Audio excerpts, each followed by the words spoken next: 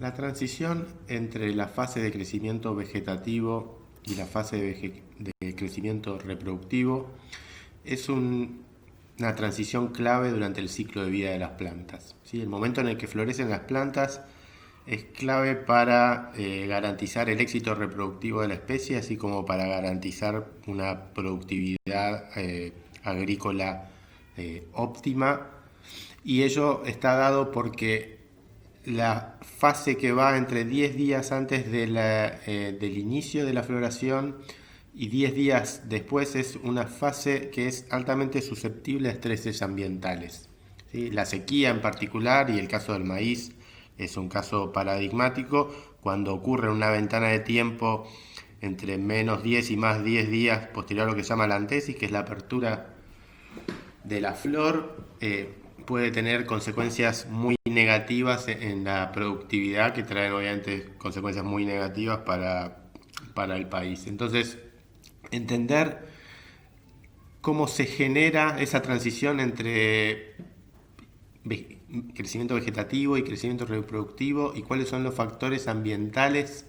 que desencadenan esa transición, que son principalmente luz a través del fotoperiodo, temperatura a través del proceso de vernalización o la edad de la planta, que es lo que conocemos como juvenilidad, es lo que vamos a ver en la clase de hoy. Pero en la primera parte de la clase vamos a hablar un poco de la genética del desarrollo floral. ¿Cuáles son los genes que contribuyen a determinar el inicio del proceso de floración, así como el desarrollo de los distintos órganos florales? Comencemos entonces con el desarrollo floral. En la siguiente diapositiva vamos a hablar de los estímulos que lo desencadenan y luego vamos a hablar de los genes que están involucrados en el control de este proceso. En principio, para que haya una transición entre crecimiento vegetativo y reproductivo, tiene que haber algo que llamamos un estímulo floral, que será una señal ambiental o una señal endógena que genera una cascada de eventos que luego llevan ese estímulo, del cual vamos a hablar en las siguientes diapositivas, hacia el ápice, donde ocurre la transición propiamente dicha, donde el meristema pasa a ser un meristema vegetativo que da lugar a hojas, a ser un meristema reproductivo que da lugar a flores, iniciando el proceso de desarrollo floral, de desarrollo de las flores. ¿De qué hablamos cuando hablamos de estímulo floral? En principio tiene que haber una señal, como mencionamos, que sea ambiental, como el fotoperíodo o bajas temperaturas,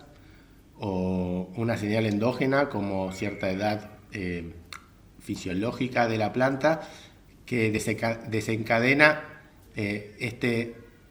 una cascada de eventos que culmina con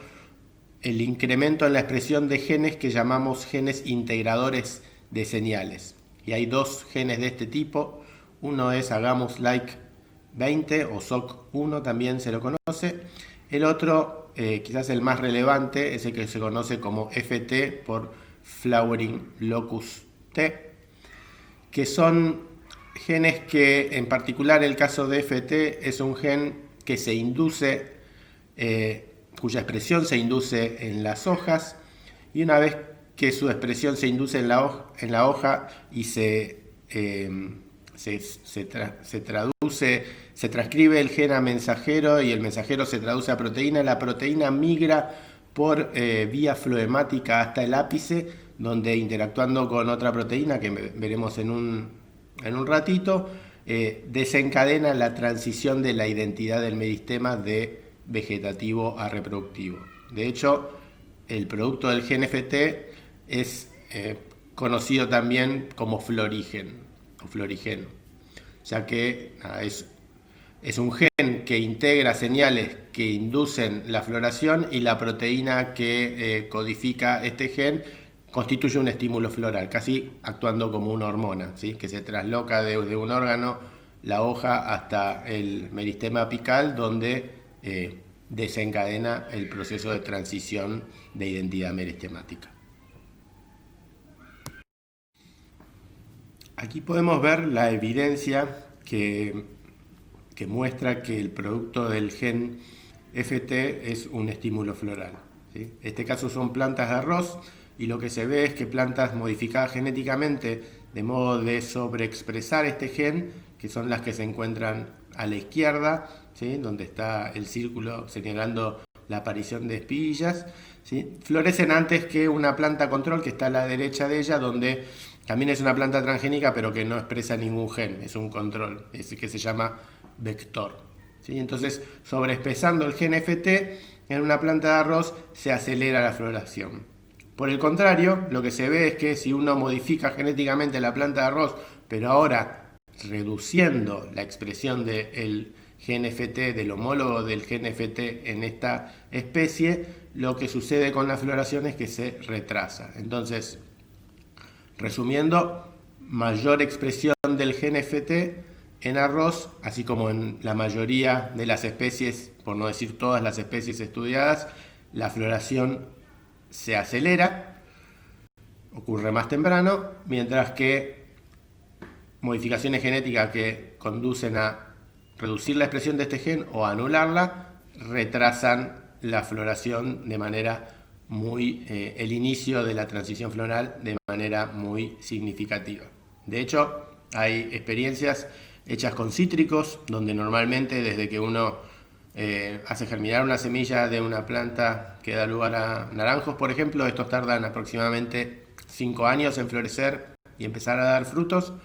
mientras que plantas de naranjo modificadas genéticamente de modo de sobreexpresar el gen FT empiezan a florecer y a dar frutos a los 7 meses. ¿Sí? Entonces es todo este conjunto de información en muchas especies manipulando la expresión del gen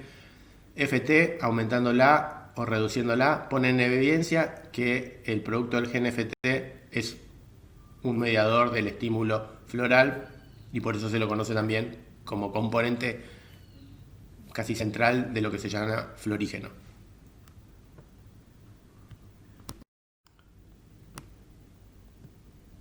Hemos visto entonces de qué hablamos cuando hablamos de estímulo floral, de señales ambientales y endógenas que generan un aumento en la expresión de genes que producen proteínas como SOC1 o FT que se traslocan desde un órgano como una hoja hacia el ápice, donde provocan un cambio en la identidad meristemática, ¿sí? De meristema vegetativo a reproductivo, dando inicio al desarrollo floral,